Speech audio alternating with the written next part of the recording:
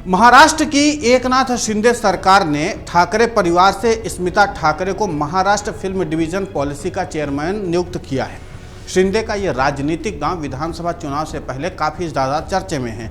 चर्चा की दो प्रमुख वजह हैं। पहली वजह है स्मिता का ठाकरे परिवार से जुड़ाव, और चर्चा की दूसरी सबसे वजह बड़ी है वो ये है कि लंबे वक्त के बाद सार्वजनिक जीवन में इतनी लंबी और बड़ी एंट्री ली है उन्होंने। हालांकि इस पूरी कवायद में एक सवाल उठ रहा है कि क्या स्मिता के जरिए एकनाथ शिंदे मुंबई की सियासत में संजीवनी हासिल कर पाएंगे। बाला साहेब ठाकरे के 3 बेटे हैं। सबसे बड़े बेटे बिंदु माधव, उसके बाद जयदेव और फिर उद्धव ठाकरे। स्मिता जयदेव ठाकरे की पत्नी रही हैं। जयदेव ठाकरे और स्मिता के 2 बच्चे भी हैं। जयदेव ने वर्ष 2004 में स्मिता को छोड़कर दूसरी शादी कर ली थी। जयदेव से तलाक होने के बाद स्मिता फिल्म इंडस्ट्री में चली गई। 2009 में स्मिता ने कांग्रेस में जाने की बात कही थी, हालांकि बाद उन्होंने अपना फैसला वापस ले लिया था। साल 1995 से लेकर के 2005 तक शिवसेना के भीतर स्मिता ठाकरे को पावर सेंटर माना जाता था।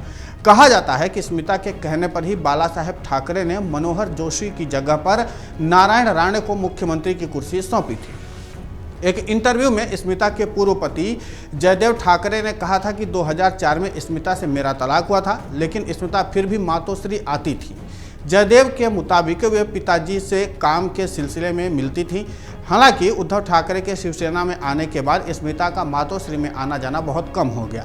उद्धव की वजह से उनका राजनीतिक कैनवास भी सिमट गया। स्मिता इसके बाद से ही राजनीतिक नेपथ्य में चली गई। शिवसेना में बगावत के बाद एकनाथ शिंदे को सीएम की कुर्सी के साथ साथ पार्टी का कमान भी मिल गया है। शिंदे अभी भी महाराष्ट्र के मुख्यमंत्री हैं और साथ ही वे शिवसेना के प्रमुख भी हैं। शिवसेना की तीर कमान भी उन्हीं के पास है। शिंदे की कोशिश अब ठाकरे की विरासत को भी साधने की है।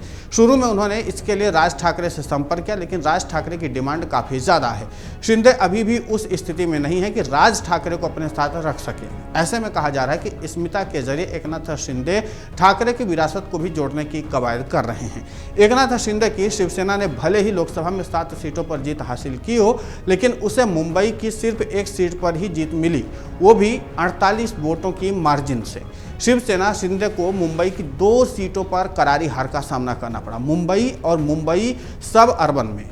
विधानसभा की 36 सीटें हैं। शिवसेना के लिए ये सीटें हमेशा से अहम रही हैं। शिवसेना में कहा जा रहा है कि स्मिता को जोड़कर शिंदे ने अपने इस परफॉर्मेंस को सुधारने की कोशिश की। शिवसेना में बगावत के बाद से उद्धव ठाकरे गुट एकनाथ शिंदे पर और उनके विधायकों पर लगातार गद्दारी का आरोप लगाते रहे हैं। उद्धव का पूरा कैंपेन ही इसी पर आधारित है। शिंदे स्मिता के जरिए बताने की कोशिश करना चाहते हैं कि शिवसेना में बगावत उन्होंने मजबूरी में लिया है। एक इंटरव्यू में स्मिता ने भी कांग्रेस और शरद पवार के साथ जाने पर उद्धव को निशाने पर लिया था। वर्ष 2024 के अंत में महाराष्ट्र की 288 विधानसभा सीटों पर चुनाव होने हैं। मुख्य मुकाबला एकनाथ शिंदे की शिवसेना और बीजेपी गठजोड़ का उद्धव ठाकरे की शिवसेना यूबीटी से और कांग्रेस एनसीपी शरद पवार से भी है।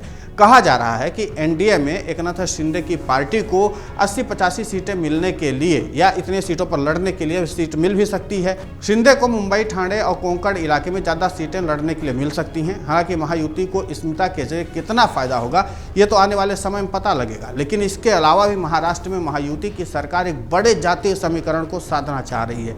एकनाथ शिंदे सरकार यहां हिंदुत्व के साथ साथ दलित, ओबीसी और पिछड़े मुस्लिमों को जोड़ने में जुट गई है। महायुति यहां पर ऐसी कोई गलती नहीं करना चाहती या मौका नहीं छोड़ना चाहती है जिससे महाविकास अघाड़ी को कोई मौका मिल सके उनके ऊपर पलटवार करने का। विधानसभा चुनाव की तारीखों के ऐलान से पहले महाराष्ट्र कैबिनेट ने पिछले 1 महीने में 165 फैसले लिए हैं।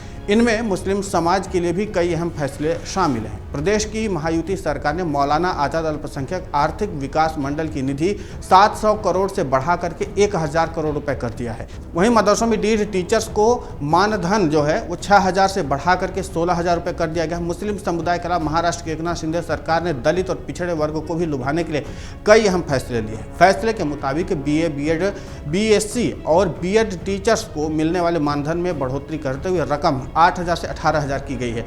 कुल मिलाकर के ये है कि महाराष्ट्र की एकनाथ शिंदे सरकार जो है वो पूरी रणनीति व्यापक तौर पर बना करके काम कर रही है, जिसके नाते से आगे जो विधानसभा चुनाव उसमें अच्छे खासे वोटों के साथ जीत हासिल की जा सके। अगर आप ये वीडियो YouTube पर देख रहे हैं तो हमारे चैनल को सब्सक्राइब कर बेल आइकन दबाएं, और Facebook पर देख रहे हैं तो हमारे पेज को लाइक करें। 8 मिलियन प्लस सब्सक्राइबर, आपके इस भरोसे के लिए बहुत धन्यवाद।